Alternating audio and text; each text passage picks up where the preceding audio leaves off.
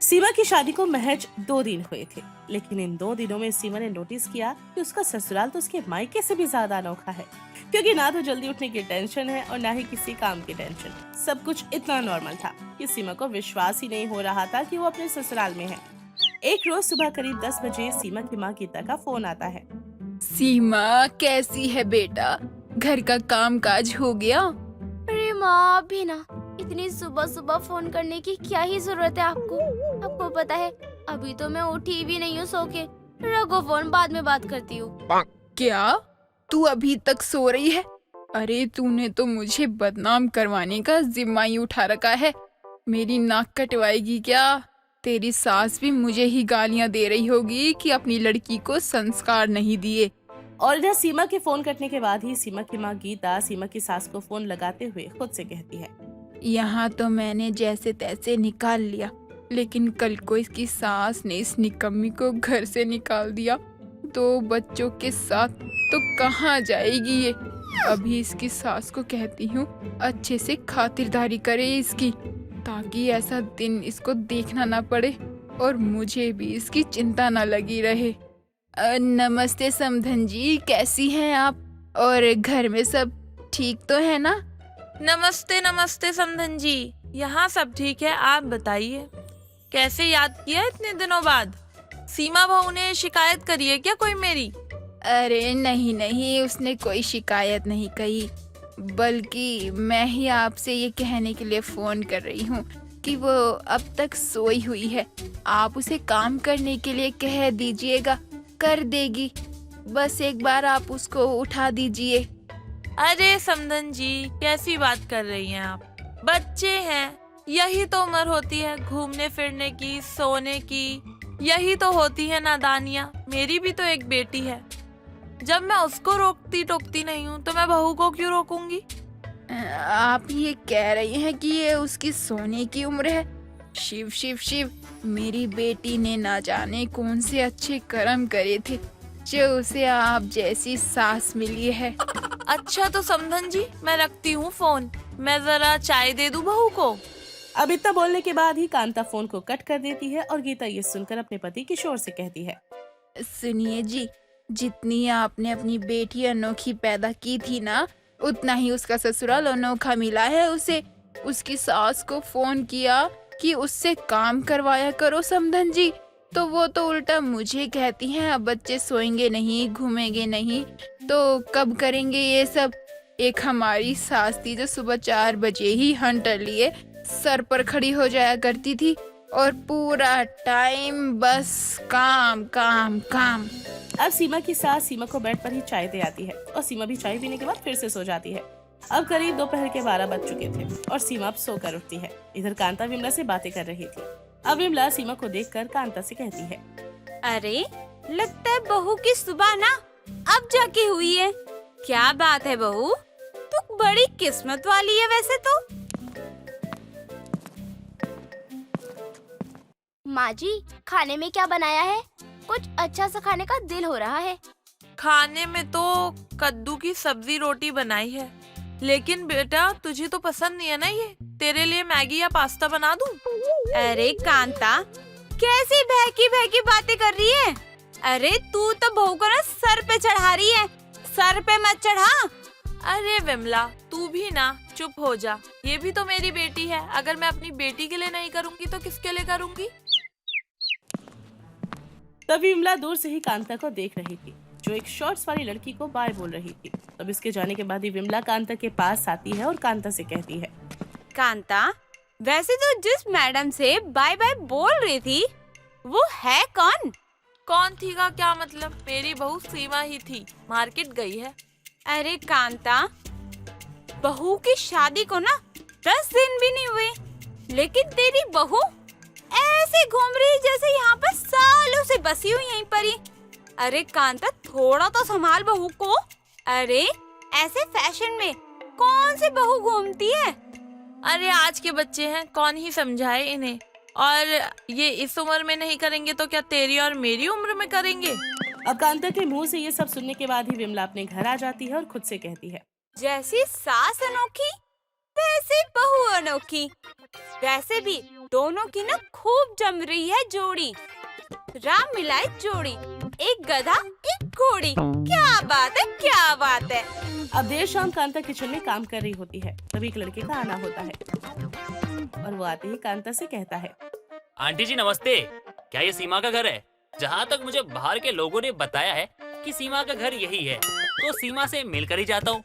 वो क्या है ना, बहुत दिन हो चुके थे, उसे मिला नहीं था, और जब मैं मिला नहीं था तो आज अचानक से मन कर गया कि मैं उसे मिल कर आऊँ, तो मैं आ गया उससे मिलने।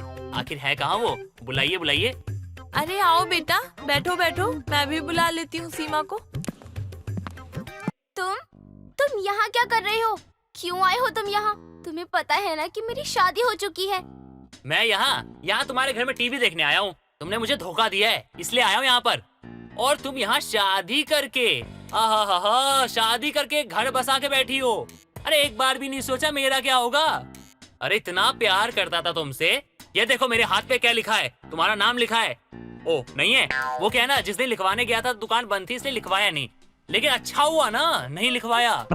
अरे तुम जैसी बेवफा का नाम हाथ पे लिखवा के घूमता, तुमने मुझे धोखा दिया है। लेकिन अब क्या, मैं तुम्हारी तो नहीं हो सकती हो ना। चले जाओ अभी के अभी यहाँ से, निकल जाओ यहाँ से। अब इतना सुनने के बाद ही वो लड़का अपने मन में सोचता है, अच्छा, मुझे छोड़ के जाएगी तू? तेरी इतनी हिम्मत, अब आएगा मजा। अब ऐसा ड्रामा करूंगा ना, इसकी सास इसके बॉल पकड़कर घसीट के इसे घर से बाहर फेंक देगी। उसके बाद ये मेरे आगे आएगी, मेरे आगे हाथ जोड़ेगी, मेरे आगे विनती करेगी, बोलेगी मेरे बाबू मुझे अपना लो। उसके बाद मैं इसे कहूंगा मुझे फर्क नहीं पड़ता, बाहर में जाओ। आहा क्या मजा आएगा। हाँ बेटा, तुम ये क्या कह रहे हो? तुम्हारी गर्लफ्रेंड थी और इसने मेरे बेटे से शादी कर ली, तुम्हें धोखा देकर। आंटी जी क्या बताऊँ आपको आंटी जी, मेरे साथ बहुत बुरा हुआ है आंटी जी। बारिश की वो रात मैं पूरी रात रोता रहा, इसने मुझे धोखा दे दिया आंटी जी, मेरा दिल तोड़ दिया।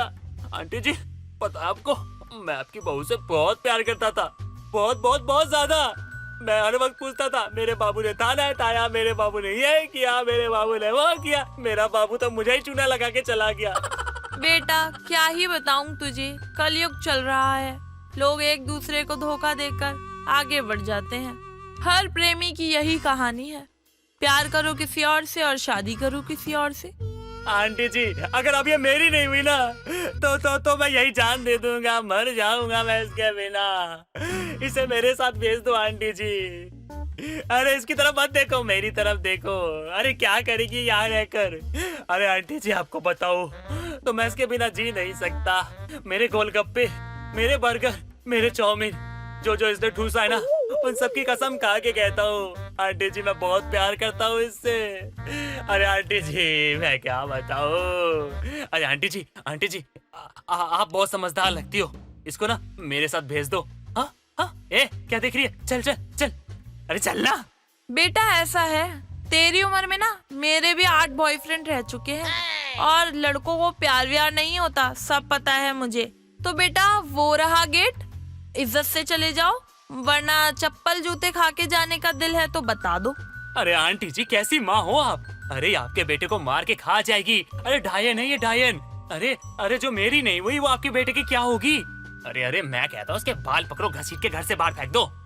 वाह बेटा वाह, क्या डायलॉग मारा है। अभी मेरे पास चिल्लर नहीं है, वरना तेरे पे उछाल देती। चल तुझे एक बात बताती हूँ, मेरे बॉयफ्रेंड ने भी ना मेरे पति के सामने आकर यही डायलॉग मारा था। फिर क्या, मेरे पति को गुस्सा आ गया, उसने मेरे ही बॉयफ्रेंड को धो दिया। बेचारे को इतना मारा था कि वो 6 महीने तक नहीं उठ पाया था। भगवान कैसा परिवार है। अरे तुम लोग इंसान नहीं हो, तुम लोग पता नहीं क्या हो यार। हैं? अरे आपकी बहू के बारे में इतना कुछ बताया और आप कह रही हो आपका बेटा आके मुझे पीट देगा। मुझे तो समझ नहीं आ रहा, लगता है मुझे जाना चाहिए। अरे रे बेटा जा रहे हो? मुझे लगा चाय नाश्ता करके जाओगे। अच्छा ठीक है आंटी जी, चाय नाश्ता करवाने का मन है तो करके ही जाऊंगा। चल निकल, काम कर चल। अरे जा रहा हूँ। तो चाय नाश्ते के लिए पूछा क्यों जब देना नहीं था तो? अरे तू जा रे, जाना। बहू निकालियो मेरी झाड़ू। भाग गया गधा। अब उस लड़के के जाने के बाद कांता सीमा को देखकर कहती है, अरे बहू, ये जिंदगी है, जिंदगी में तो ऐसा होता रहता है। और बात रही ऐसे छपरी लड़कों की, तो इन्हें लाइन पर लाना मैं अच्छे से जानती हूँ। कांता और उसकी बहू सीमा दोनों ही सोचते हुए एक दूसरे से मिल रही थी, लेकिन उन्हें देखने वाला बस यही कहता कि क्या अनोखा परिवार है। अब अगले ही रोज सीमा की माँ गीता का फिर से फोन आता है। सीमा, कल अपने घर में पूजा और हवन रखवाई है, तो अपनी सास, पति और बाकी सब लोगों के साथ घर पर समय पे आ जाना, ठीक है? ठीक है माँ, हम सब समय पर घर आ जाएंगे पूजा में। अब अगले ही रोज सीमा और उसकी सास कांता और उसका पति रोहित सीमा के मायके पहुंचते हैं। तभी गीता बाहर आती है और शॉर्ट्स में कांता को सीमा समझकर कहती है, सीमा, यहाँ तो डिस्को में नहीं आई है, तेरी माँ ने घर में पूजा रखवाई है। कैसे कपड़े पहन के आई है, निकम्मी है तू। अरे समधन जी, ड्रेस में क्या रखा है? और आपकी सीमा वो रही, मैं तो आपकी समधन हूँ। अरे समधन जी, ये आप है? मैंने तो सोचा मेरी नालायक औलाद ही ऐसे काम कर सकती है, लेकिन यहाँ तो मेरी औलाद से भी नालायक उसकी खुद एक सास है जो ये सब कर रही है। कुछ कहा क्या आपने समधन जी? मेरा मतलब है कुछ ज्यादा ही आपने छूट दे रखी है, खुद को भी और बच्चों को भी। सीमा, रोहित बेटा आ जाओ, अंदर चलो। समधन जी तो कुछ भी बोलती रहती हैं, चलो छोड़ो इनकी बात। अब गीता सीमा का हाथ पकड़कर उससे कहती है, तूने तो मेरी पहले मोहल्ले में नाक कटवा रखी थी, किस जन्म का बदला ले रही है तू करमजली? अरे माँ, हम पूजा में आए हैं और वैसे भी ना भगवान जी हमारी भक्ति देखेंगे, श्रद्धा देखेंगे, भाव देखेंगे, हमारी ड्रेस थोड़ी ना देखेंगे। ऐसा तो मेरी माँ जी कहती हैं। उसी माँ जी ने तो तुझे इतना बिगाड़ा है। 23 साल तक तुझे पाला पोसा बड़ा किया और तेरी सास ने 23 घंटे में तुझे बिगाड़ के रख दिया। माँ, आप अपनी बेटी को खुश नहीं देख सकती क्या? चलो अब अंदर चलो। हे भगवान, क्या अनोखी बहू बनाया है तूने मेरी बेटी को, वैसा ही अनोखा उसको ससुराल भी दे दिया। शालू अपनी सास बबीता से बहुत ही परेशान थी, क्योंकि बबीता आए दिन शालू को हर छोटी बड़ी चीजों के लिए रोका टोका करती थी। ऐसी एक सुबह शालू बिना नहाए धोए किचन में जाती है और खाना बनाने लगती है। तभी वहाँ पर बबीता आ जाती है और कहती है, अरे बहू, तुझे कितनी बार कहा है कि ऐसे मत किया कर, और हमारे यहाँ की परंपरा है बहू बिना नहाए हुए खाना नहीं बनाती है। तेरी शादी को लगभग 6 महीने हो गए हैं, लेकिन अब तक तेरे दिमाग में ये बात गई नहीं है। हाँ तो सासू माँ, 6 महीने में ऐसी कौन सी चीज नहीं है जिसके लिए आपने मुझे रोका टोका ना हो या कुछ कहा ना हो कि बहू ऐसा मत कर, बहू वैसा मत कर। हाँ, जुबान लड़ाने में तो तुम मेरी बहू नहीं बल्कि सास बन जाती है। जिस चीज के लिए अगर मैं बोलूँ कि बहू ये मत कर, मतलब तुझे वही करना है। समझने की जरूरत आपको है सासू माँ, मैं सब कुछ अच्छे से सीख रही हूँ। मुझे तो लगता है कि आपकी आंखें खराब हो गई हैं। जब देखो तब मुझ में कमियां ही निकालती रहती हो आप। माँ जी, जाके न अपनी आंखों का इलाज करवाओ, क्योंकि डॉक्टर ना आपको बढ़िया सा चश्मा देगा। इतना बोलकर शालू अपने कमरे में चली जाती है। थोड़ी ही देर में शालू की माँ का फोन आ जाता है। शालू घर का काम करते करते अपनी माँ से फोन पर बातें करने लगती है। फिर से उसकी सास वहाँ पर आ जाती है और अपनी बहू को टोकते हुए कहती है, अरे बहू, तुझे कितनी बार कहा है कि ऐसा मत किया कर, पहले घर का काम किया कर, उसके बाद किसी से फोन पर बात किया कर। लेकिन तुझे तो मेरी बात समझ में नहीं आती है। पता नहीं वो कौन सी मनहूस घड़ी थी कि जिस दिन मैं तुझे अपने घर की बहू बना कर ले आई। सासू माँ, कभी तो मुझे चैन से जीने दिया करो। शादी को सिर्फ 6 महीने हुए हैं और 6 महीने में आपने मुझे इतना परेशान कर दिया है, बस ये बोल बोल कर कि बहू ऐसा मत कर, बहू वैसा मत कर। अरे शर्म नहीं आती है क्या तुझे अपनी सास से ऐसी बात करते हुए? देख रही हो आजकल तेरी जुबान कैंची जैसी चल रही है। अपनी जुबान पर कंट्रोल लगा, वरना मुझे काटना आता है अच्छे से। हाँ तो सासू माँ, आप भी ना अपने आप को कंट्रोल कर लो, क्योंकि मैं कोई पुराने जमाने की बहू नहीं हूँ जो आपके अत्याचार सहूंगी। मैं नए जमाने की बहू हूँ, अत्याचार करने वालों को अच्छे से सीधा कर देती हूँ। वो तो वक्त बता देगा कि कौन किसे सीधा करता है। वक्त का इंतजार आप करती हैं सासू माँ। अगर मैं चाहूँ तो यूं ही आपको सीधा कर दूं, पर मुझे मेरे संस्कार रोक देते हैं। आई संस्कारों वाली बात करने। अगर इतने ही अच्छे संस्कार होते ना तेरे अंदर, तो तू अपनी सास से ऐसे जुबान नहीं लड़ाती। कभी कभी तो लगता है कि मैं बहू और तू सास है। सास अपना मुंह बनाकर अपने कमरे में चली जाती है। ऐसी रोज रोज दोनों सास बहू की खटपट हुआ करती थी। दोनों एक से बढ़कर एक थी। ऐसे एक दिन शालू अपना काम धाम करके अपने बेडरूम में बैठकर खाना खा रही होती है। सास फिर से वहाँ आ टपक जाती है और अपनी बहू से कहती है, ये सब क्या है? तुझे कितनी बार मना किया है मैंने कि बिस्तर पर बैठकर खाना मत खाया कर, लेकिन तुझे तो मेरी बात समझ में नहीं आती है। अरे सासू माँ, बिस्तर पे ही तो बैठी हूँ। कौन सा आपके तिजोरी के ऊपर बैठकर खाना खा रही हूँ मैं। अरे भाई, बिस्तर पर बैठकर खाना नहीं खाते हैं। तुझे समझा समझा कर थक गई हूँ कि बहू ऐसा मत कर, लेकिन तुझे तो मेरी बात समझ नहीं आएगी। एक बार फिर से सास बहू में बहस हो जाती है। तभी वहाँ पर शालू का पति विशाल आ जाता है। विशाल दोनों की खिचपिच सुनकर परेशान हो जाता है और वो दोनों को ही डांटने लग जाता है। अरे भाई क्या हो रहा है ये सब? क्या देख रहा हूँ इतने दिनों से मैं? सास बहू लड़ते रहते हो, आखिर ऐसा हो क्यों रहा है? विशाल, अब तुम ही अपनी माँ को समझाओ। ये मुझे हर बात पे रोक टोक करती रहती हैं और ना मुझे ये अच्छा नहीं लगता है। और ऐसा कब तक चलता रहेगा? अरे बेटा, तू अपनी बीवी को समझा। हर चीज का एक तौर तरीका होता है। बिस्तर पर बैठकर खाना खा रही है, मैंने सिर्फ इसे मना किया कि बहू ऐसा मत कर, लेकिन इसे मेरी बात समझ ही कहाँ आती है। विशाल, तुम भी अपनी माँ को समझा दो। काम करते करते मैं थक जाती हूँ, इसलिए ही मैं एक वक्त की रोटी आराम से खा पाऊँ, इसलिए मैं अपने कमरे में चली जाती हूँ। लेकिन तुम्हारी माँ को तो इससे भी प्रॉब्लम है। शालू देखो, माँ की बात को समझने की कोशिश करो। हर एक चीज के लिए ना एक चीज बनाई गई होती है। सोने के लिए बिस्तर होता है, खाना खाने के लिए नहीं होता है। और खाना खाने के लिए डाइनिंग टेबल होता है। अगर तुम बिस्तर पे खाना खाओगी तो क्या डाइनिंग टेबल पे सोओगी? समझने की कोशिश करो, डाइनिंग टेबल पे बैठ के खाना खाया करो। अब तुम आ गए अपनी माँ की साइड लेके। सासू माँ कम थी क्या जो अब तुम भी मुझे सुनाने लगे? अगर आप लोगों को मुझसे इतनी ही परेशानी है तो साफ साफ कह क्यों नहीं देते हो कि हमेशा के लिए अपने घर चली जाऊं? मैं तो तुम्हें समझा कर ही थक गया। तुम्हें जो करना है ना तुम वो करो। इतना बोलकर विशाल अपने कमरे में चला जाता है। ऐसे ही समय बीता जाता है। दोनों सास बहू की खटपट बंद होने का नाम ही नहीं ले रही थी। फिर एक बार बहू चप्पल पहनकर पूरे घर में यहाँ वहाँ घूम रही थी और ये सब देखकर सास को गुस्सा आ जाता है और वो अपनी बहू से कहती है, शालू, अगर मैं तुझे बोलूंगी तो तू फिर से मुझसे लड़ने लग जाएगी। एक बार जरा अपनी गलतियों पर नजर डाल कर देख, तुझे खुद शर्म आने लगेगी। अरे चप्पल पहन के घर में कौन घूमता है? कितनी बार कहा है बहू कि ऐसे मत कर, लेकिन तू मेरी बात को समझती क्यों नहीं? माँ जी, आप ना मुझे ये तौर तरीके मत सिखाओ। मेरी माँ ने ना मुझे बहुत अच्छे संस्कार दिए हैं और अगर चप्पल घर में नहीं पहनूंगी तो क्या सर पे रख के घूमूंगी? देख, इस घर में रहना है तो तौर तरीके से रहना होगा, वरना तू यहाँ से जा सकती है। पता नहीं कैसी नालायक बहू घर में आ गई है। बस सासू माँ, बस। आपका ना बहुत हो गया। देख रही हूँ मैं कई दिनों से आपको। आप मुझे कितना परेशान कर रही हैं। जा रही हूँ मैं अपने मायके, अब वहीं रहूंगी। मेरे जाने के बाद ही आपको मेरी कमी महसूस होगी ना, जब पता चलेगा आपको। शालू गुस्से में अपना सामान पैक करके अपने मायके चली जाती है और अपने मायके जाकर अपनी माँ और भाभी को सारी बात बताती है। जिसके बाद शालू की माँ कहती है, बेटा, साफ साफ दिखाई दे रहा है कि गलती तेरी है। तेरी सास तुझे बिना बात के रोकती टोकती नहीं थी, बल्कि तेरी गलतियों के लिए ही वो तुझे बोलती थी। अब अगर तू बिस्तर पर बैठकर खाना खाएगी तो मैं भी तुझे बोलूंगी ही ना। और नहीं तो क्या शालू, तुम्हारी माँ बिल्कुल ठीक कह रही है। अगर चप्पल पहनकर इधर उधर घूमोगी तो कोई ना कोई तुम्हें टोकेगा। अरे पहले खुद को सुधारो, फिर किसी को गलत बोलो। तुम्हें क्या लगता है मुझे मेरे ससुराल में कोई कुछ नहीं कहता? तुम्हारी माँ ना सामने बैठी है, उनसे पूछो।